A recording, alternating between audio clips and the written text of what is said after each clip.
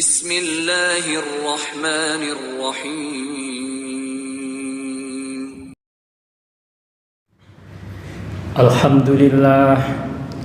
Alhamdulillahi haqqa hamdih wa syukru lillahi haqqa syukrih. Asyhadu an la ilaha illallah wa asyhadu anna Muhammadan abduhu wa rasuluh. Allahumma salli fasallim wa barik ala Muhammad wa ala alihi wa ashabihi wa mawalah, amma ba'd. Ayyuhal hadirun, ittaqullaha haqqa tuqatih wa la tamutunna illa wa antum muslimun. Wa qala Allah ta'ala fil Qur'anil Karim, a'udzu billahi minasy syaithanir rajim. Bismillahirrahmanirrahim. Yarfa'illahu alladhina amanu minkum walladhina utul ilma darajat wallahu bima ta'maluna khabir. Sadaqallahul azim. Hadirin kaum muslimin, jamaah salat Jumat Masjid Al-Hidayah yang mudah-mudahan dirahmati Allah Subhanahu wa taala. Marilah kita bersyukur kehadirat Allah dengan syukur yang tiada henti, karena Allah Subhanahu wa taala tiada henti pula memberikan rahmat dan karunia untuk kita semua. Yakinlah bahwa dalam kondisi apapun kita, maka kita harus tetap dengan keyakinan kita masing-masing bahwa rahmat dan nikmat yang diberikan Allah itu tidak pernah terlewatkan. Semua keadaan kita, baik tatkala kita sedang sehat maupun sakit, sedang sukses ataupun gagal, sedang bahagia ataupun sedih, semua keadaan kita itu pasti masih ada di antaranya rahmat dan nikmat Allah yang bisa kita nikmati. Karena itulah maka kewajiban bersyukur kepada Allah dalam kondisi apapun itu menjadi penting bagi kita semua. Dan hari ini para jamaah, sebagai wujud rasa syukur kita itu, kita hadir di masjid yang sama-sama kita cintai ini dengan satu niat bersama, yakni untuk menunaikan ibadah sholat Jum'ah secara berjamaah. Mudah-mudahan Allah Subhanahu wa ta'ala terus memberikan hidayah dan maunanya untuk kita semua, sehingga kita bisa konsisten istiqomah beribadah, menjalankan perintah-perintah Allah dan menjauhi larangan-larangan Allah Subhanahu wa ta'ala. Hadirin kaum muslimin rahimakumullah, di bulan Agustus ini para jamaah, di tengah-tengah kita merayakan hari kemerdekaan yang ke-79, kita sebagai bangsa layaknya berbangga dan berbahagia, karena di tengah-tengah kita sedang merayakan Agustusan itu, ada satu lembaga internasional yang sangat kredibel, namanya Pew Research Center. Lembaga ini mempublikasikan hasil penelitiannya terhadap 102 negara. Penelitian itu bertajuk negara yang paling taat dalam beragama, dan penelitian itu kemudian menempatkan negara tercinta kita sebagai negara yang paling taat di dalam menunaikan ajaran-ajaran agama. Ada dua pertanyaan penting yang diajukan oleh lembaga Pew Research Center yang berkantor di Washington DC itu. Yang pertama adalah pertanyaan soal seberapa pentingkah agama itu dalam kehidupan kita semua. Lalu pertanyaan kedua adalah seberapa sering kita menjalankan ibadah yang menjadi perintah dari agama masing-masing. Dua pertanyaan itu, para hadirin, ditanyakan oleh tenaga-tenaga surveyor yang melakukan riset, melakukan survei, dan kemudian menghasilkan posisi bahwa Indonesia dikatakan sebagai negara yang paling taat di dalam beragama. Ini tentu menjadi kebahagiaan tersendiri di tengah-tengah dinamika kondisi negara kita yang luar biasa terjadi hari-hari ini. Kita juga diingatkan ketika ada seorang guru besar yang bernama Profesor Fazlur Rahman. Profesor Fazlur Rahman ini adalah intelektual besar di era kontemporer ini, lahir di Pakistan, tumbuh besar di Pakistan. Tetapi karena pikiran-pikirannya melampaui batas, maka kemudian Profesor Fazlur Rahman ini diusir dari kampung halamannya, lalu kemudian menetap dan mengajar di Amerika, tepatnya di Universitas Chicago atau Chicago University. Di kampus itulah para hadirin pernah belajar intelektual ternama di negeri ini.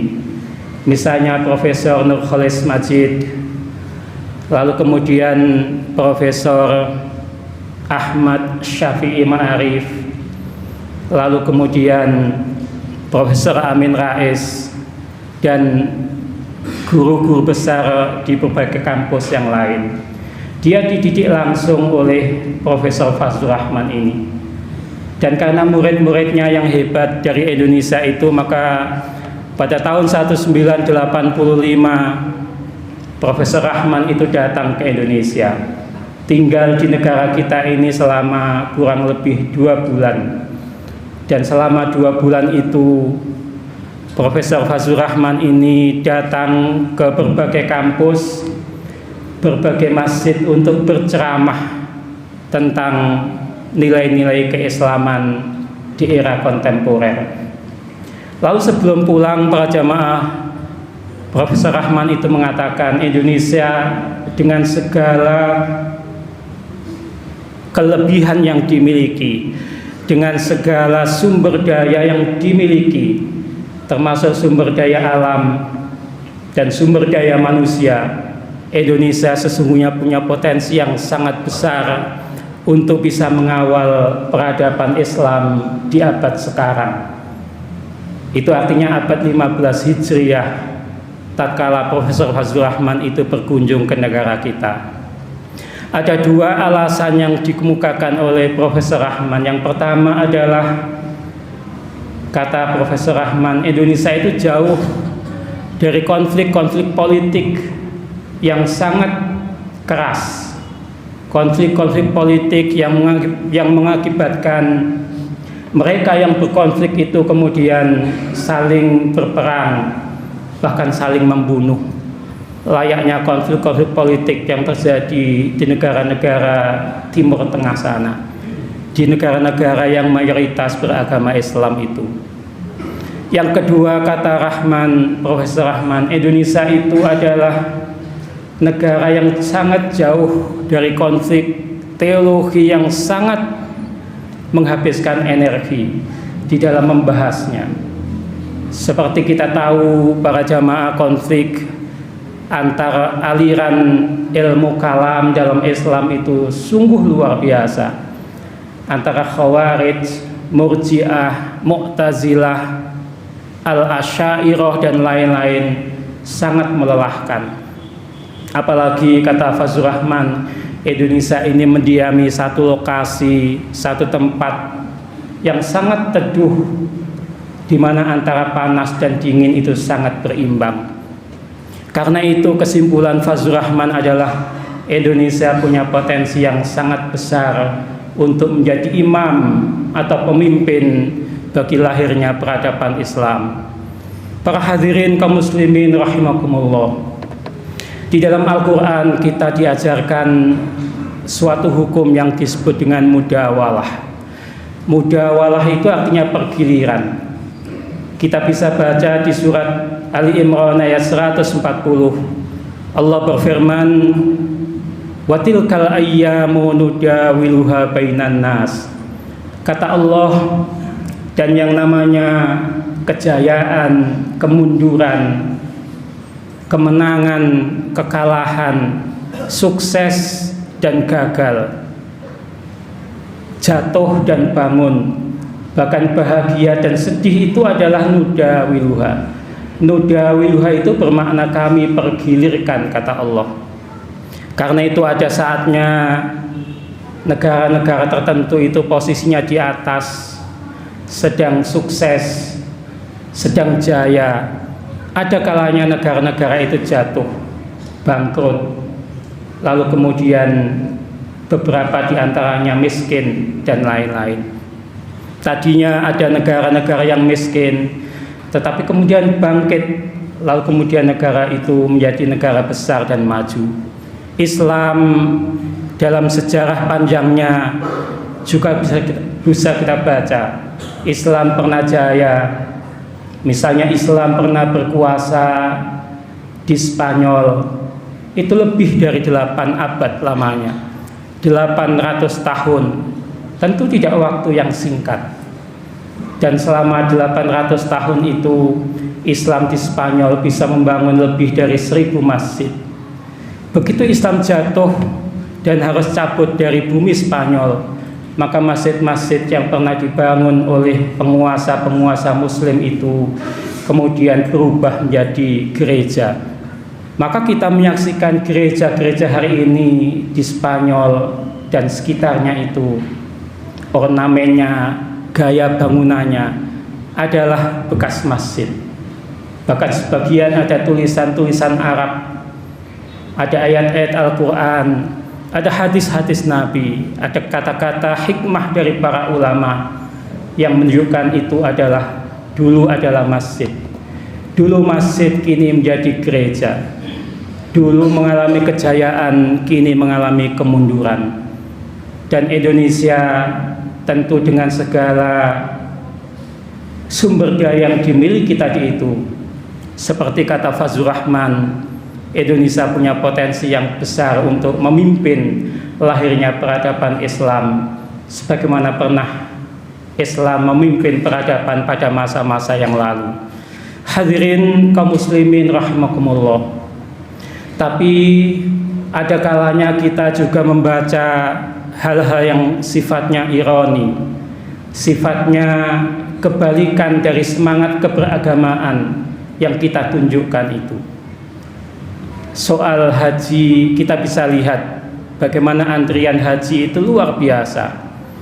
Di beberapa daerah ada yang 30 tahun, ada yang 35 tahun, ada yang 40, 45, bahkan ada yang 50 tahun.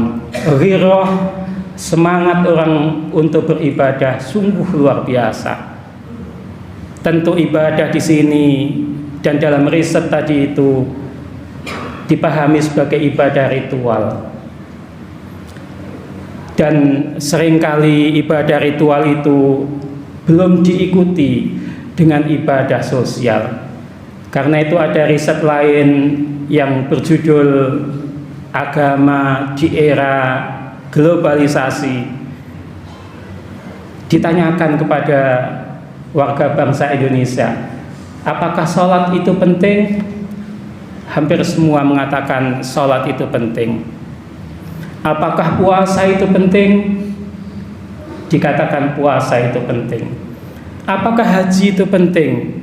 Antriannya luar biasa. Kalau orang dalam ibadah ritual semangatnya begitu rupa, tapi mengapa kemudian korupsi misalnya juga meningkat, juga tumbuh luar biasa? Kadang-kadang ibadah itu, para jamaah, ibadah ritual itu belum diikuti dengan amal-amal sosial, belum diikuti dengan amal-amal sosial, amal-amal kebaikan, amal-amal soleh. ibadah-ibadah yang tadi diriset oleh Pew Research Center itu sekedar di permukaan, ibadah yang ditampilkan dengan kehadiran kita di forum-forum keagamaan yang luar biasa semangatnya, kadang-kadang belum diikuti oleh amal-amal sosial yang nyata. Karena itu korupsi sangat tinggi, pelanggaran-pelanggaran hukum sangat luar biasa. Dan karena itu pula kita pernah diingatkan oleh kata-kata mulia, kata-kata hikmah dari seorang pemikir besar dari Mesir, namanya Syekh Muhammad Abduh. Ketika Abduh terusir dari Mesir, lalu kemudian berkelana melakukan rihlah, perjalanan lintas negara, ia mampir ke Libanon selama 2 tahun. Lalu kemudian dari Libanon ia menuju Perancis selama 4 tahun. Lalu kemudian balik ke Mesir. Dan selama dalam rihlah antar negara di negara Arab dan negara Eropa itu, Abduh mengatakan, "Zahabtu ila baladil gharbi." Saya telah melakukan perjalanan ke negara-negara barat, ke Perancis dan sekitarnya. Di negara-negara barat itu, kata Abduh, ra'aitul islama walam aral muslimina. Saya di negara-negara barat itu menyaksikan, melihat dari dekat Islam itu ada, ajaran Islam itu dijalankan, diamalkan dalam kehidupan sehari-hari. Negara-negara barat itu maju, bersih, tertib, disiplin, tidak ada yang nyelonong, tidak ada yang bypass, tidak ada yang ingin hidupnya instan, kaya mendadak, dan lain-lain. Wa dhahabtu ila baladil arabi, dan saya juga pernah melakukan perjalanan ke negara-negara Arab, kata Abduh. Ra'aitul muslimina walam aral Islam. Kata Abduh, di negara-negara Arab itu saya melihat ada banyak orang Islam, bahkan negara itu mayoritas Islam, tetapi nilai-nilai keislaman itu jarang diwujudkan dalam bentuk amal-amal sosial dalam kehidupan masing-masing. Negaranya tidak maju, negaranya kotor, padahal Islam punya ajaran at-tuhuru syatrul iman. Kebersihan itu adalah separuh dari keimanan. Tapi di negara-negara Arab itu, kata Abduh, kotor, tidak sebersih di negara-negara Eropa, tidak tertib masyarakatnya, tidak disiplin dalam berkendara dan lain-lain. Karena itu tantangan kita para hadirin jamaah kaum muslimin rahimakumullah adalah bagaimana kita bisa menyeimbangkan antara keagamaan dengan amal sosial tadi itu. Amanu wa amilus sholihat adalah 2 kata yang selalu diulang-ulang dalam Al-Quran.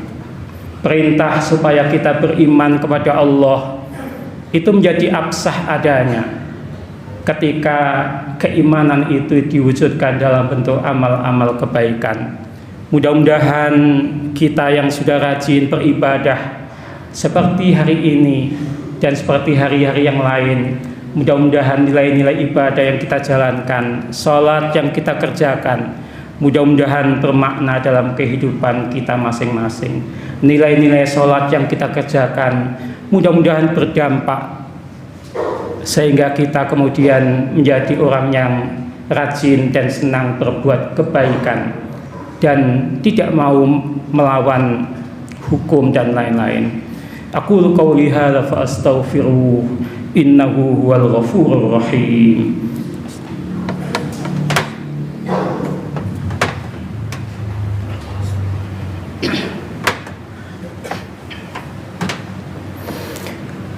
Alhamdulillah, alhamdulillahi haqqa hamdih, wa syukru lillahi haqqa syukri. Asyhadu an la ilaha illallah wa asyhadu anna Muhammadan abduhu wa rasuluh. Allahumma salli fasallim wa barik ala Muhammad wa ala alihi wa ashabihi wa mawalah, amma ba'd. Ayyuhal hadirun ittaqullah ittaqullaha haqqa tuqatih kama qala ta'ala fil Qur'anil Karim ya ayyuhalladzina amanu ittaqullaha haqqa tuqatih wa la tamutunna illa wa antum muslimin. Hadirin, marilah kita akhir khutbah Jumat ini dengan bersama-sama bermunajat kepada Allah. Semoga amal ibadah kita diterima oleh Allah Subhanahu wa taala. Semoga ibadah yang kita jalankan benar-benar berdampak dalam kehidupan kita masing-masing, dan semoga kita diberikan kekuatan oleh Allah untuk menjauhi larangan-larangan Allah Subhanahu wa taala. Allahumma shalli ala Muhammad wa ala alihi wa ashabihi ajma'in. Walhamdulillahi rabbil alamin. Allahumma ighfir lana dzunubana wa liwalidina warhamhuma kama rabbayana shighara. Allahumma ighfir lana dzunubana wa li ummahatina wa li abaina wa li ikhwanina alladzina sabaquna bil iman wa la taj'al fi qulubina ghillan lil ladzina amanu rabbana innaka ra'ufur rahim. Allahumma inna nas'alukal huda wat tuqa wal afaf wal ghina wal istiqamah. Allahumma inna nas'aluka ilman nafi'a wa rizqan wasi'a wa shifaan min kulli da'in wa saqamin bi rahmatika ya arhamar rahimin. Allahumma rabbana la tuzigh qulubana ba'da idh hadaitana wa hab lana min ladunka rahmah innaka antal wahhab. Allahumma rabbana hab lana min azwajina wa dzurriyyatina qurrata a'yun waj'alna lil muttaqina imama. Allahumma rabbana atina fid dunya hasanah wa fil akhirati hasanah wa qina adzabannar wa subhana rabbika rabbil izzati amma yasifun wa salamun alal mursalin walhamdulillahi rabbil alamin wa la dzikrullahi akbar wa aqimis salah.